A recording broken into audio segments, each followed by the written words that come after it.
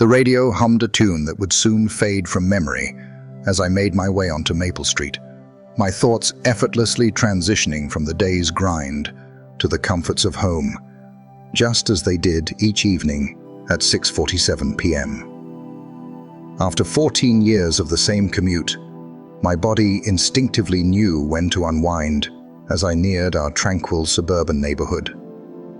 My shoulders would drop, my jaw would unclench, and the stresses of the day would gradually fade with each recognizable landmark along the way. Yet this evening, the street felt off.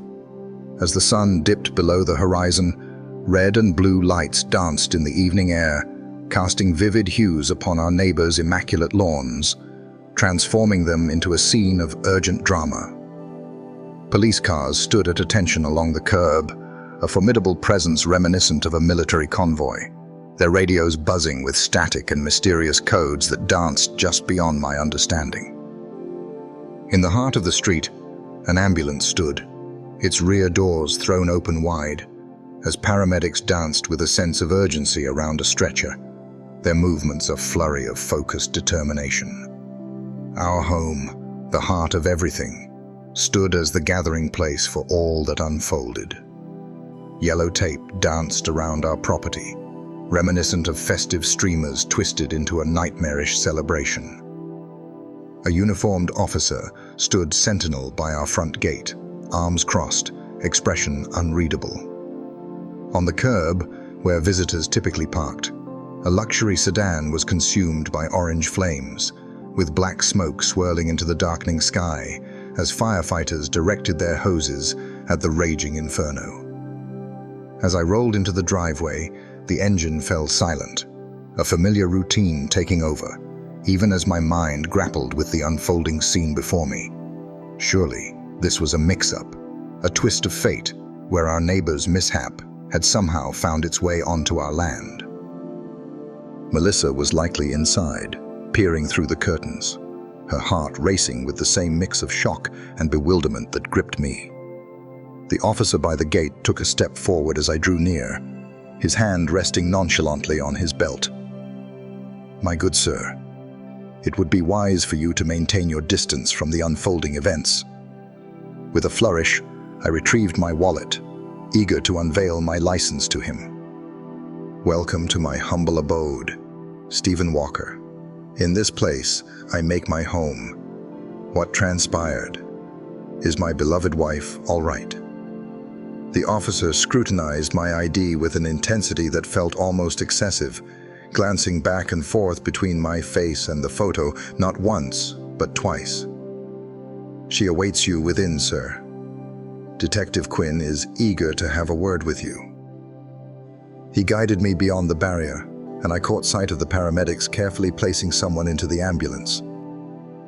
A man lay there, his face marred by blood, unconscious, clad in a once pristine, now tattered and stained, expensive suit. He was a complete stranger to me, a face I had never encountered until that moment. Detective Quinn materialized beside me, a weary woman in her 40s, her sharp eyes keenly observing, as if they were meticulously recording each of my reactions. "Have you heard of this person, Mr. Walker?" "Alas, I have not laid eyes upon him. Who might he be? Pray tell, what transpired in this place?" I inquired. Her response was elusive, dancing around the question without ever truly addressing it. "Pray tell, where have you wandered this fine evening, sir?" The questions hung in the air, almost dreamlike, as if I were being summoned to justify my innocence of a mystery that remained just beyond my grasp. There was a task that needed to be done. In the bustling world of transportation, there existed a company known as Riverside Logistics. I oversee the preparation crew during the evening shift. As the clock struck 6:30, I set forth on my journey, just as I always do. There are cameras capturing every moment, time cards marking the passage of time, and witnesses ready to share their accounts. With her gaze fixed on the pages of a small notebook, she penned her thoughts, seemingly unaware of my presence. "Ah, The details we seek are essential for our journey ahead, and so she carried on with her tale. Your wife recounts a tale of an unexpected visitor, a man who was once a friend. She shares that he was assaulted just outside your home, and in a shocking turn of events, his car was engulfed in flames. Can you think of anyone who would be interested in such an endeavor? The earth wobbled beneath my feet, a dance of uncertainty that sent shivers up my spine. Melissa had never spoken of male friends I was unaware of. Throughout 12 years of wedded bliss, she had never encountered the surprise of uninvited guests. She had a keen eye for cleanliness in the house, and her routines were meticulously planned. I'm a bit puzzled. Melissa tends to keep her gatherings close to the chest, rarely inviting friends over without a well-laid plan in place days ahead of time. She weaves a tapestry of social events with remarkable organization. Detective Quinn's eyebrows arched with intrigue. Structured. She enjoys the art of preparation, crafting delightful meals and ensuring the home sparkles with cleanliness. The unexpected arrival of a visitor would send her into a whirlwind of anxiety.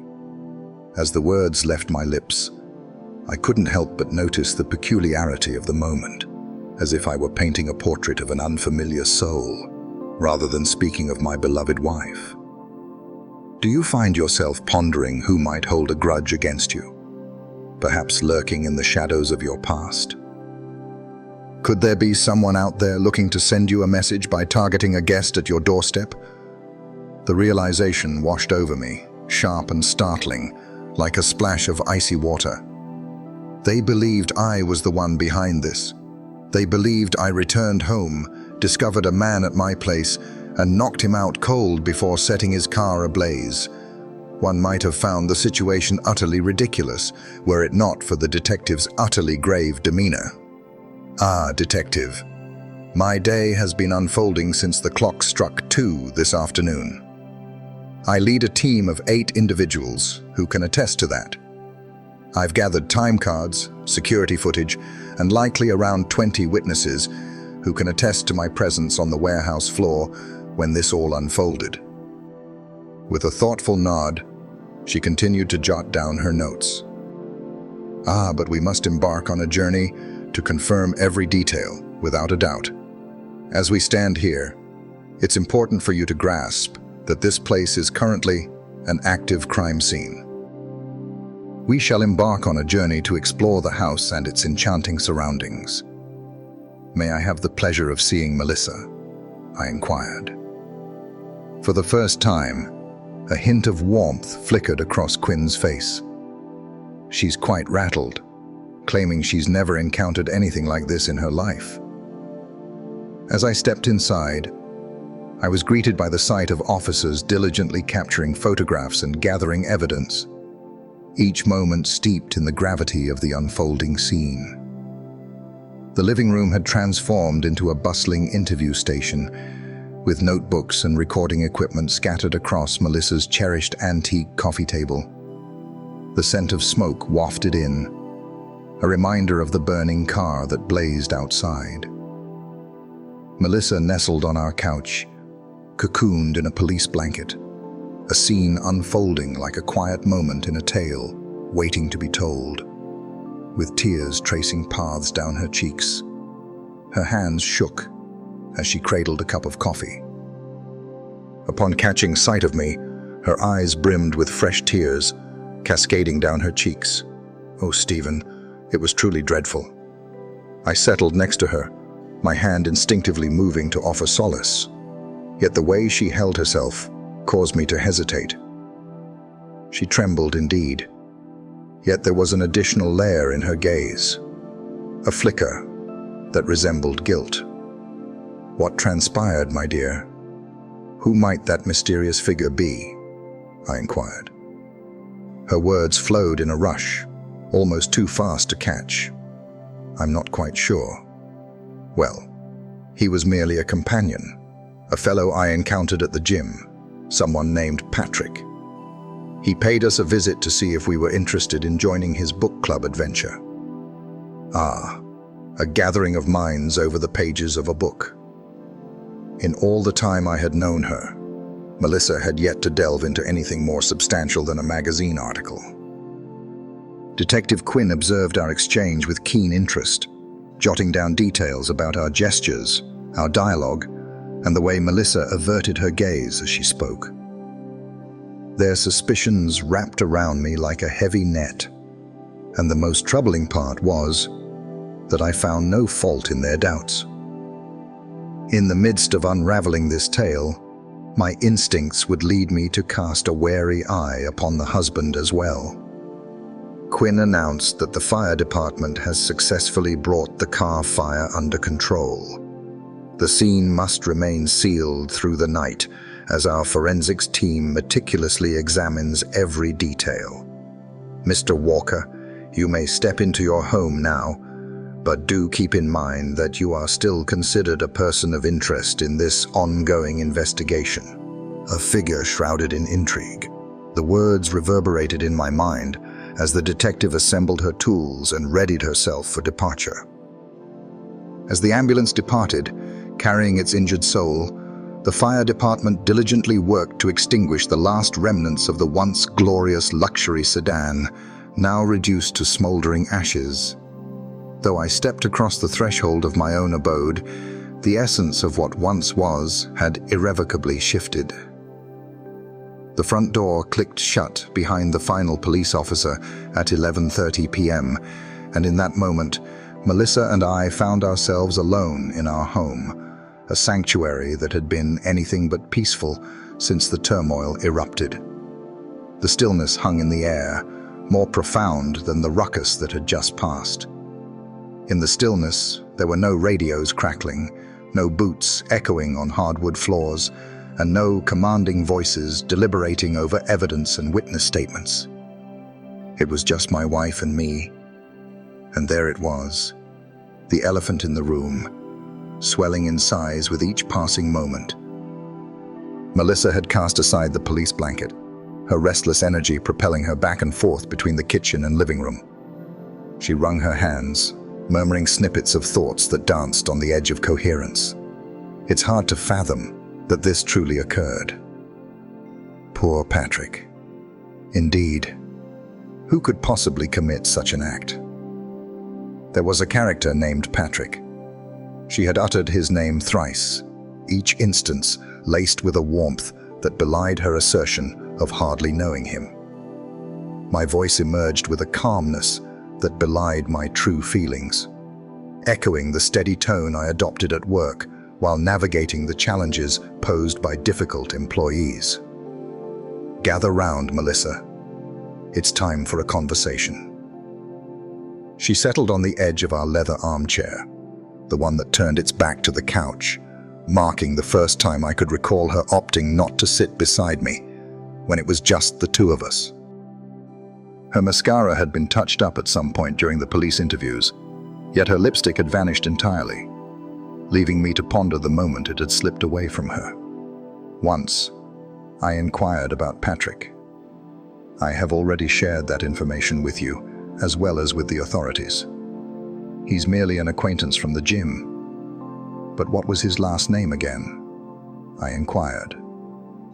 The question lingered, suspended in the atmosphere. Melissa's mouth moved in a silent gasp, her eyes flitting to the window, where the charred remains of the car loomed in the glow of the streetlight. There was a name that echoed through the ages. Barnes. There was a man named Patrick Barnes. Which gym are you referring to? I inquired. What is it that you seek? She inquired. For 3 years now, you have been a part of the Fitness Plus journey. I've come to that place for you countless times. Pray tell, which trainer does Patrick embody? What subjects does he share with his students? Her face began to unravel, the meticulous facade she'd upheld for the police fading into a state of vulnerability and urgency. He doesn't hold the title of a trainer. He's merely a member who... Melissa. I leaned in closer, my voice steady and calm. I have laid my eyes upon the credit card statements. It has been 6 months since your last visit to the gym. In the aftermath, an overwhelming hush enveloped the scene. In the stillness of the evening, a neighbor's dog let out a solitary bark before falling into silence. In the heart of the kitchen, the refrigerator let out a gentle hum, a soft melody of daily life.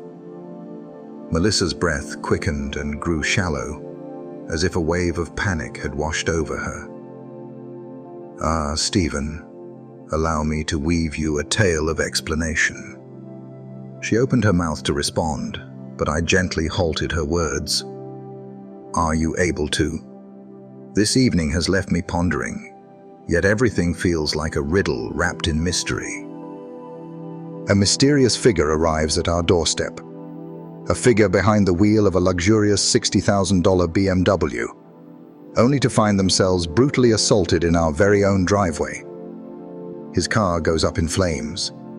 In a twist of fate, the authorities suspect my involvement, while my wife insists her connection to the victim is tenuous at best. Her words burst forth, a frantic symphony of urgency and pitch. It remains a mystery who might have caught his words. It was within the confines of those walls that the event unfolded.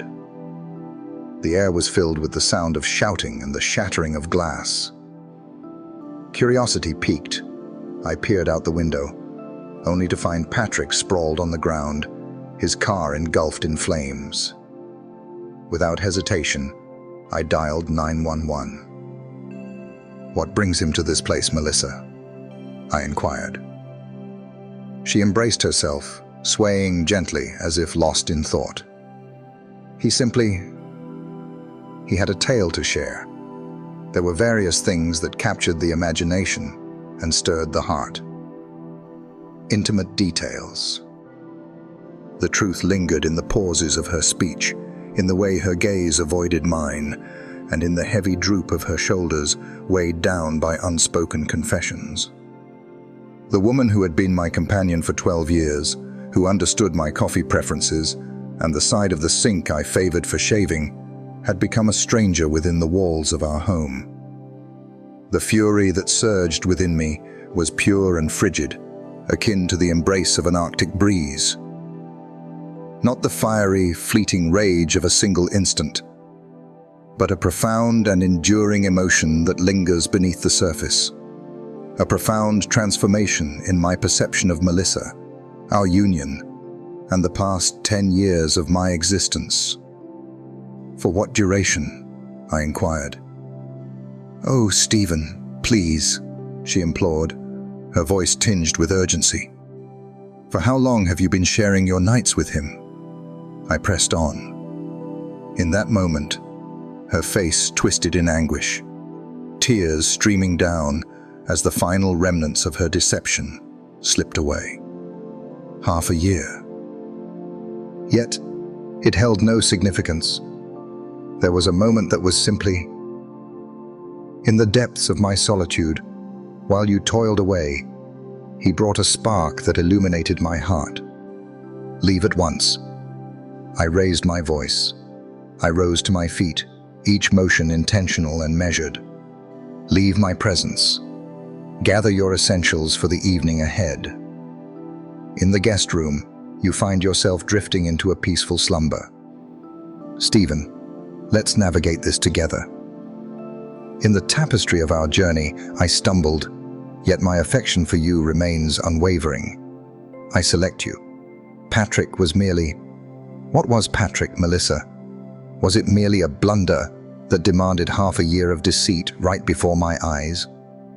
A simple error led the police to our doorstep, casting me as a suspect in a violent crime. With a gentle urgency, she extended her hands, fingers curling around my sleeve as if seeking connection. "Oh, my dear, I apologize. I deeply apologize. Our paths will never cross again. I'm willing to go to great lengths to set things straight." I gazed at her hands resting on my arm, the very hands that had caressed another man within our walls. the same hands that had slipped off her wedding ring earlier this evening, only to hurriedly don it again before the police made their entrance. The clues lay hidden in the subtle imprint on her finger, the tan line that whispered of a story untold. In the morning, I'll be reaching out to Diane, the lawyer who crafted our prenuptial agreement all those years ago, 12 to be exact. I am diligently upholding each and every provision of our prenuptial agreement. It was you who put your name on that, Melissa. It was understood that betrayal would lead to the loss of support, the splitting of shared possessions, and all that comes with it. Her complexion faded, as if the very essence of life had slipped away. Surely you jest.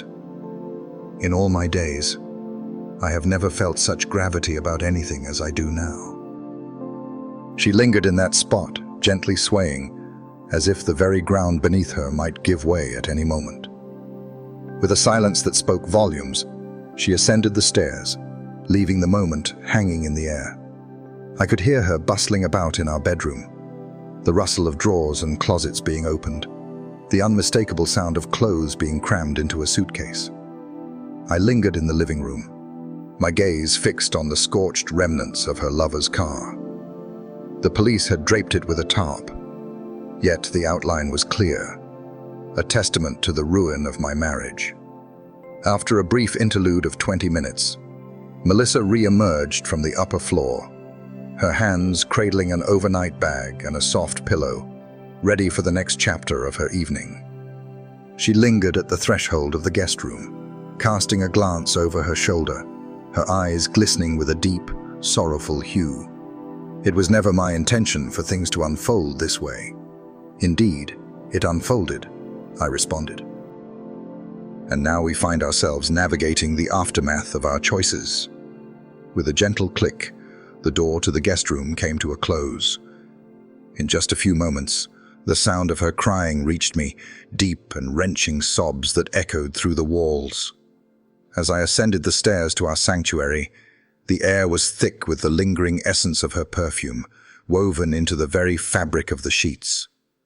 After so many years, I found myself alone in the vast expanse of the king-size bed, a rare moment of solitude.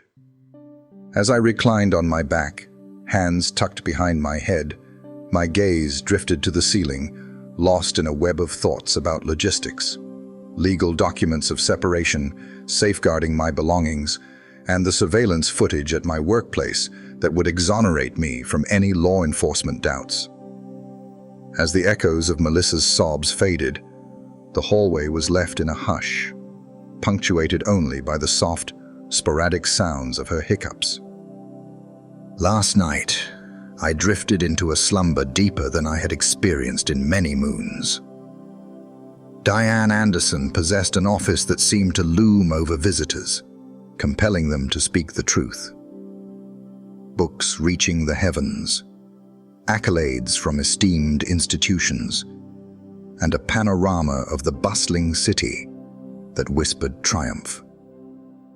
For a quarter of a century, she had woven her expertise in family law, and within our social circle, tales of her legendary skill in crafting unbreakable prenuptial agreements echoed far and wide. As she sifted through the files she'd gathered from her cabinet, each page whispered tales of the past. Ah, this case lingers in my mind. 3 times, your wife's attorney made attempts to persuade her against signing it. There I was, positioned across from the rich, dark mahogany of Diane's desk, dressed in my finest suit and clutching a manila folder brimming with important documents. She went ahead and signed it, and now it's time for me to make it stick. Diane's voice filled the room as she began to read. Adultery Clause, Section 4.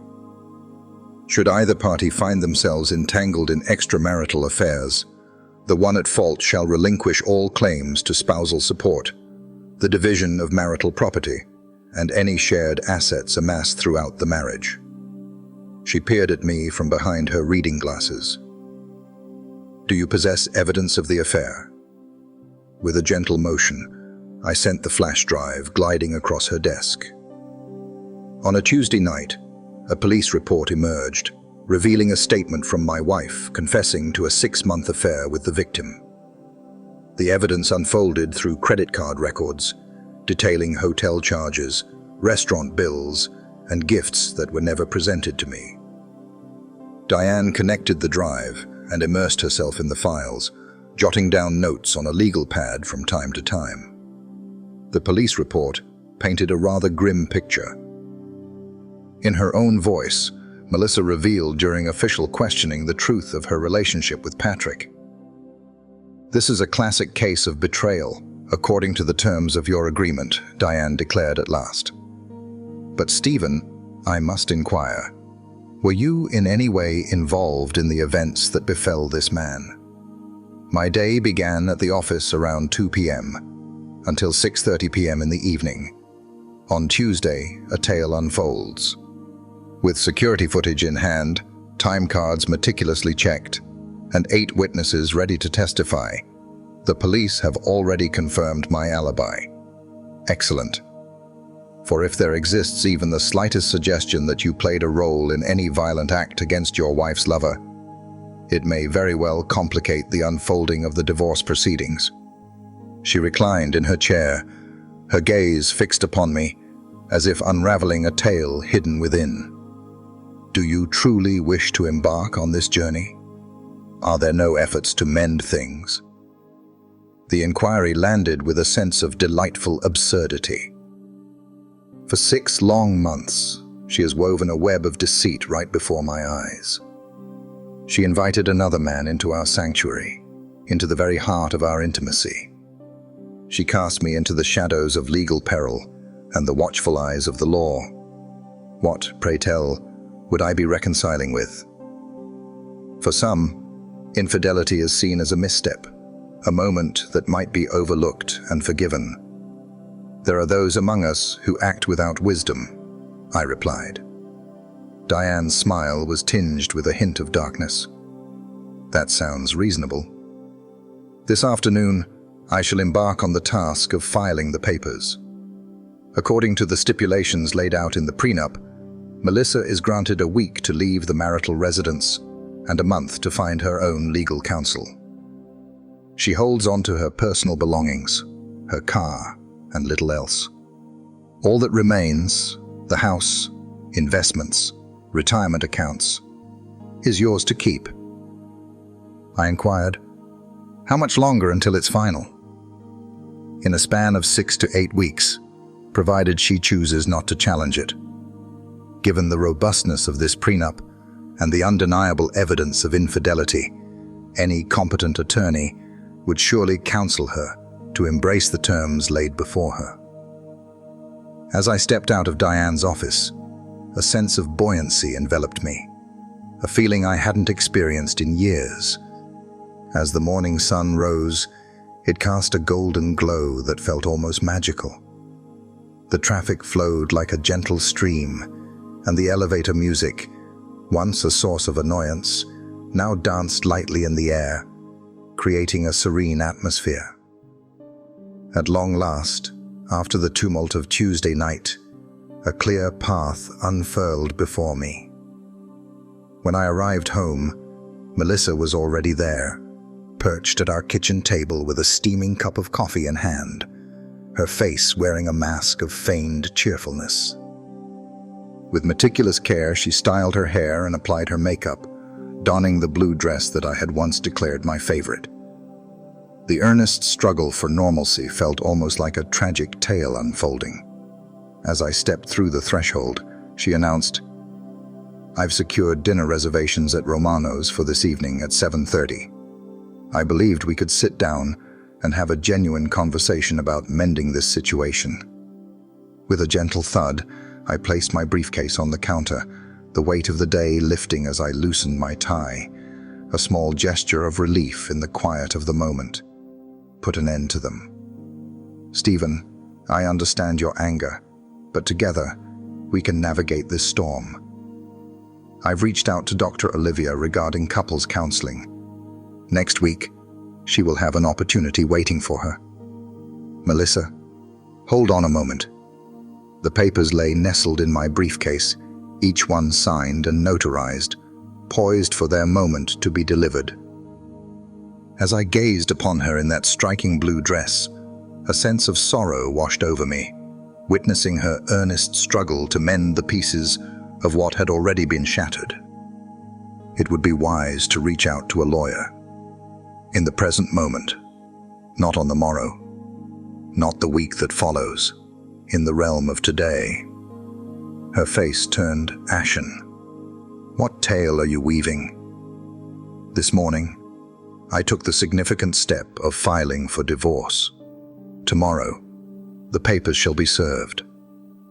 As she reached for her coffee, the cup betrayed her, tumbling from her fingers and crashing to the floor, scattering shards across the kitchen like a sudden storm. Hot liquid erupted across the tile, and she gazed down at the chaos, her expression one of bewilderment, as if the very occurrence defied her comprehension. Surely you jest. Ah, Stephen, I find myself reflecting on a singular misstep I took. I severed our connection. For half a year, the same error danced through your days, a familiar companion in your routine. She was crying again, but this time, it wasn't the shattered sobs from Tuesday night. These were tears filled with fury, steeped in desperation and a touch of cunning. Very well. Very well. Set me free from this union. Yet, you can't simply cast me aside without a thing to hold on to. I devoted the finest years of my existence to you. You spun a tale of deception for 12 long years. And as fate would have it, our prenup states that infidelity leads to you receiving nothing. In the blink of an eye, everything changed. With a gentle hush, the tears came to a halt. Her expression turned steely, and for a fleeting instant, I glimpsed the true essence of who she was, hidden beneath the layers of her act. You scoundrel, this was all part of your design. I prepared for the chance that you would reveal yourself to be precisely as you are. With a sudden movement, she rose, the chair protesting as it dragged across the floor. I shall rise to this challenge. I shall challenge every single thing. That absurd prenup won't stand a chance in court. Wishing you all the best on your journey ahead. Diane Anderson holds a different view, I responded. The moment the name crossed her mind, it resonated deeply within her. In our social circle, Diane was a figure of intrigue, and Melissa understood all too well the implications of my decision to enlist her expertise. I need time to think, Melissa said, retreating slowly toward the staircase. The pace of it all is overwhelming. Feel free to take as long as you wish. In just 7 days, the time will come for you to gather your belongings and embark on a new journey, leaving this place behind. She paused at the foot of the stairs, her fingers wrapped tightly around the banister. What unfolds in the police investigation? What if they take you into custody? They shall not. My alibi stands firm and unwavering. But what if I decide to sever ties with her? Melissa, I assure you, I did not cause any harm to your boyfriend. However, I refuse to let his troubles weigh me down any further than they already have. With a quiet resolve, she ascended the stairs, leaving silence in her wake. An hour later, I caught the sound of her voice on the phone, likely reaching out to her sister or mother, weaving a tale that cast her in the light of a victim. Allow her to proceed. By tomorrow, the entire tale will be nothing more than a lesson learned. As I settled down at the kitchen table, a steaming box of Chinese takeout in front of me, I found myself immersed in Diane's preliminary asset inventory, savoring each bite while the evening unfolded in solitude. The house, the investments, the retirement accounts. Each piece of our shared life would stay with me, just as we had settled upon 12 years prior, when Melissa, filled with excitement at the thought of our union, had eagerly signed every document I placed before her. That night, I found myself in our bed, while Melissa chose to stay in the guest room. From behind the walls, her voice drifted to me, a tapestry of tears and fury, woven together as she reached out, seeking the comfort of words that would soothe her restless heart. Yet, the figures spoke the truth, as did the agreements. In just a few weeks, I would finally be liberated from her grasp, my belongings untouched and my mind at ease. That night, I drifted into the most peaceful slumber I had experienced in what felt like an eternity. The interview room at the police station was just as one might imagine it to be. Under the harsh glow of fluorescent lights, a metal table stood resolute, accompanied by chairs that whispered tales of better decades long past. Detective Quinn leaned in, a hefty file resting on the table between us, the tape recorder whirring softly as he meticulously retraced my timeline for the third time in just 4 days. And thus, the clock struck 6:30 p.m. As you stepped away from the confines of work. On Tuesday, she remarked, glancing at her notes. This has been confirmed by your supervisor. The security footage captures the moment you badge out at 6:32 p.m. Indeed, I responded. Make your way directly home, she requested. Homeward bound, following the familiar path I traverse each day. With a gentle flick of her wrist, she turned the pages one by one, each one revealing a new glimpse into the tale that awaited her. We've delved into the details of your work attendance, gathered insights from your crew, and scrutinized the warehouse security footage. Everything aligns perfectly. I kept the same serene demeanor that had accompanied me since the very beginning of this unfolding tale. I trust that sheds some light on the matter. Indeed, it does. It has been decided that you are no longer regarded as a person of interest in the assault case involving Mr. Quinn. A burden I had been unaware of slipped away from my shoulders. Ah, that's delightful news to share. Do you have any clues about who might be behind it? Detective Quinn gently shut the file, the soft click echoing in the quiet room, and switched off the recorder, sealing away the day's revelations. Between you and me, Mr. Walker, offenses of this nature typically divide into two distinct realms. This was neither random violence nor a matter of personal disputes. As Mr. Barnes found himself at your doorstep, a visitor to your wife, an unexpected turn of events unfolded. Someone lay in wait, striking him down in the very space meant for welcome. The weight of that implication lingered, unspoken, yet heavy in the air. Do you believe this was about Melissa? I inquired. It seems your wife may not have been completely honest regarding her connection with thee. But that's no longer a concern for you, is it? Her voice carried the weight of the divorce proceedings, each word a chapter of her unfolding story. In a town as small as this, news spread like wildfire, particularly when it came to the enigmatic Diane Anderson. But alas, it has slipped from my grasp, no longer a burden I bear. Stepping out of the police station was akin to breaking free from a shadowy passage. The afternoon sun kissed my face with warmth, and I found myself with no destination but the comfort of home. The tale had reached its conclusion in my eyes, and Melissa's troubles were swiftly shifting to another's shoulders. As I cruised through the town, my thoughts wandered back to that fateful Tuesday evening. Not the polished tale I had shared with the authorities, but the true account of events that unfolded. As the clock struck 6:30 p.m., I stepped out of the office, just as I had promised. Yet my journey didn't lead me directly home. Instead, I found myself wandering past my house first, a curious habit I developed over the weeks.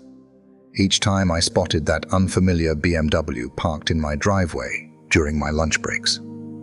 There it was, a familiar sight, having graced that very spot 3 times in the past month. nestled among the usual visitors' vehicles. On that fateful Tuesday, as the clock struck 5:45 p.m., my eyes caught sight of it once more. Patrick Barnes's BMW rested in my driveway, as if it were meant to be there all along. I parked 4 blocks away and made my way back, slipping through the basement door with a quiet familiarity. The echoes from above validated the whispers of doubt that had lingered in my mind for weeks. Melissa's laughter danced through the air, warm and sincere, a melody I hadn't experienced in ages. A voice, belonging to a stranger, flowed effortlessly as it conversed with my wife, as if they were old friends. In the dim light of the basement, I lingered for what felt like an eternity, the sounds of their movements echoing through my home. I could almost picture them, settling into my furniture, perhaps even indulging in the contents of my liquor cabinet. The fury simmered, rising gradually, like steam gathering in a tightly sealed vessel. Peering through the dimly lit basement window, I caught sight of Patrick Barnes as he emerged at precisely 7:15 p.m. He strolled with an air of confidence and ease, casually glancing at his phone while making his way to his car. A striking figure clad in a luxurious suit, exuding an air of confidence, as if he had never encountered the weight of true repercussions.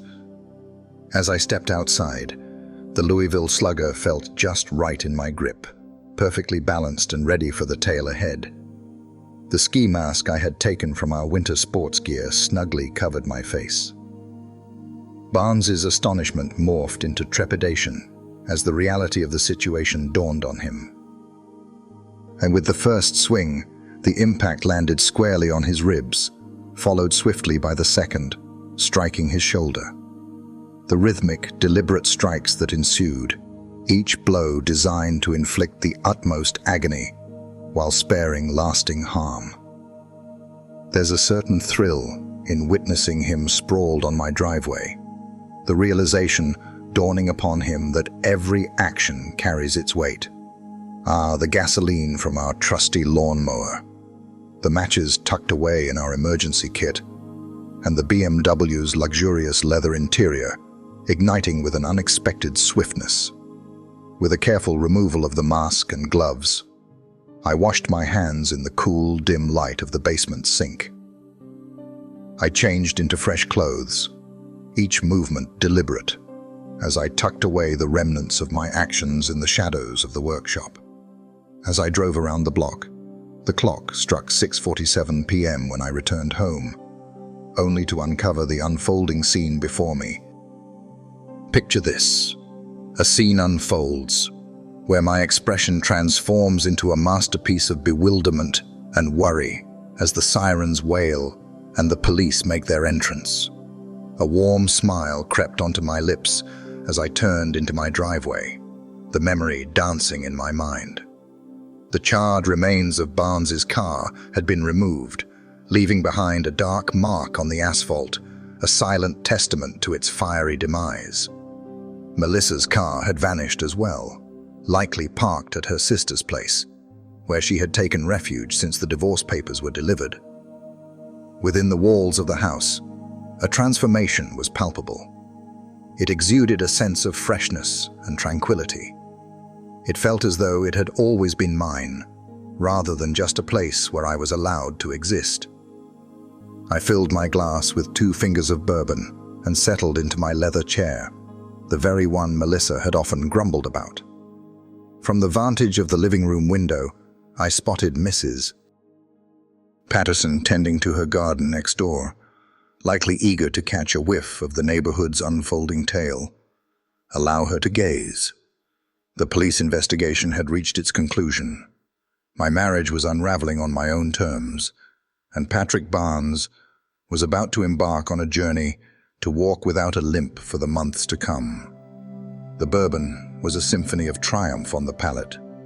As I sat in the quiet of the evening, my phone suddenly buzzed, breaking the stillness with a message from Melissa. "Kindly give me a ring. Gather round, for there's a tale to be told about the house. With a swift motion, I erased the message, leaving no reply in its wake. The time for words had passed. At this moment, she stood on the threshold of discovery, ready to unveil the tapestry of her future. As the day drew to a close, the sun dipped below the horizon, casting a breathtaking tapestry of orange and red across the sky. In just a few hours, I would find myself nestled in my own home, in my own bed, free from the sound of Melissa's breathing and the necessity of keeping the room at a perfect 68 degrees. Tomorrow, I shall rise as a free spirit, unburdened by any ties, with only my own desires to guide me. Ah, the promise of a life filled with endless possibilities and joy awaited on the horizon. 2 weeks after the divorce papers were finalized, I found myself in the kitchen, brewing a solitary cup of coffee while the morning news played softly in the background. The weather report heralded yet another splendid day, bathed in sunshine, with a gentle breeze, ideal for the golf match I had lined up with my friend James from work. Melissa had departed entirely the day prior, carrying away only the possessions permitted by the prenup: her car, her clothes, her jewelry, and the sharp awareness of the price her decisions had exacted. The house seemed vast in her absence, yet it was a comforting kind of vastness, akin to the relief of unfurling after being confined in a tight space for far too long. In the latest local news segment, the tale of Patrick Barnes's recovery was shared. He emerged from the hospital, adorned with a walking cast and several pins nestled in his ribs, embarking on a journey that would lead him through months of physical therapy. With a heavy heart, the police announced the closure of the case, their hands tied by the absence of evidence and leads to pursue. The reporter shared that it seemed to be a chance occurrence of violence, perhaps a robbery that took an unexpected turn. A warm smile spread across my face as I gazed into my coffee mug. At the stroke of 9, James arrived to whisk me away, and we found ourselves at the Riverside Country Club, a place I had held on to through the years of our marriage, even as Melissa voiced her discontent over the costs involved. What once seemed trivial to her now revealed itself as a wise choice, a thoughtful contribution to my social life after the divorce. As we strolled toward the 10th tee, James remarked, "You seem different. Perhaps a bit more cheerful. After 12 long years of carrying the burden, a man can feel the weight of it all." "Do you have any regrets?" he inquired. As I prepared to take my shot, the question lingered in my mind, weaving its way through my thoughts. Let me share a tale about the end of a chapter in a relationship. None. What a journey it has been to reach this moment. Abundance. The ball soared through the air, finding its mark with precision, landing precisely where I had envisioned. Every moment in my life seemed to resonate with clarity now.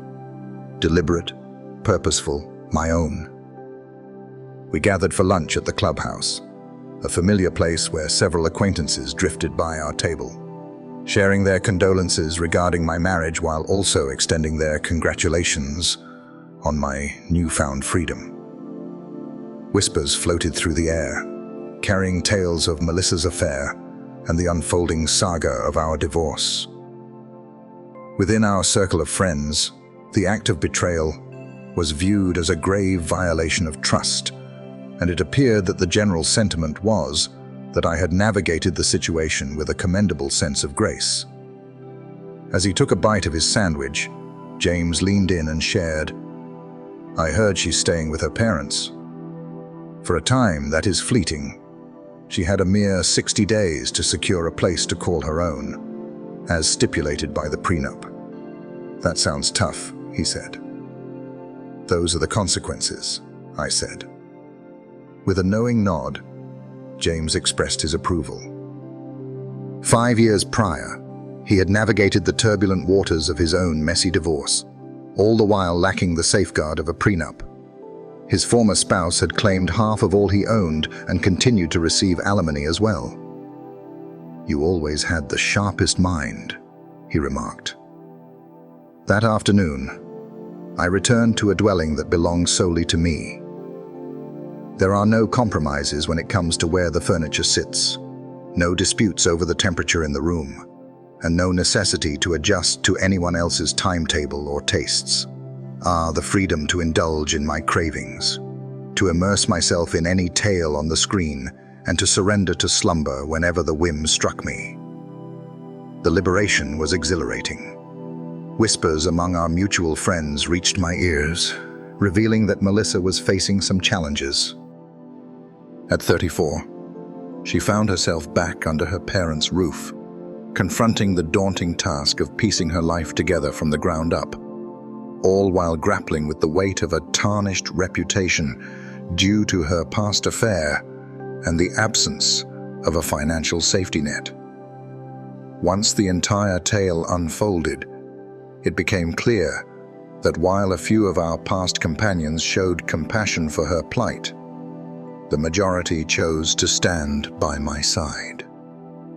It was whispered through the corridors of Chatter that Patrick Barnes had severed ties with his partner right after stepping out of the hospital.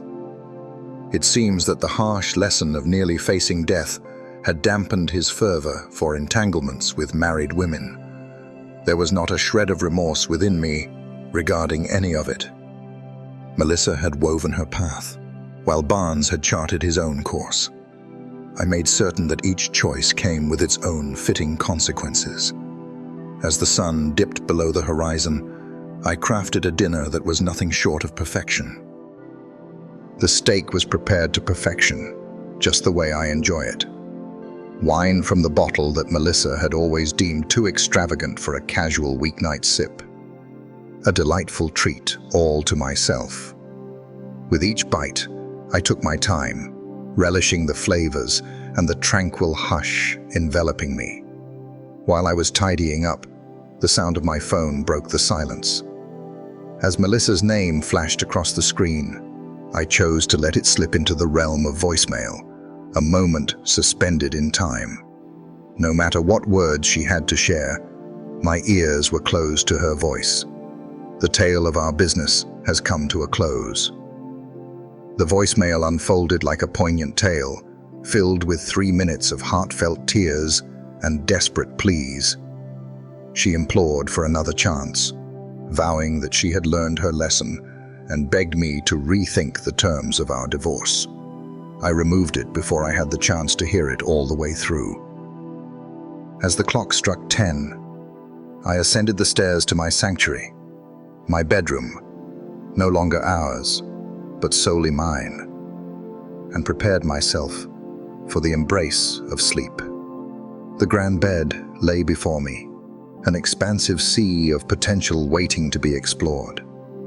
Oh, the possibilities of slumber. I could stretch out diagonally, embracing the bed like a canvas, or unfurl my limbs like a starfish, basking in the comfort. Perhaps I might gather all the pillows to one side, creating a cozy fortress of dreams. Instead, I reclined on my back in the heart of the bed, hands clasped behind my head, gazing up at the ceiling above. The house lay in a serene hush, broken only by the gentle creaks of settling wood and the faint, distant murmur of the refrigerator below. Silence reigns in the guest room.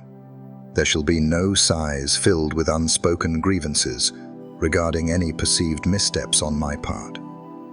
There was no feigning slumber when Melissa sought to share her heart regarding our relationship. Only tranquility.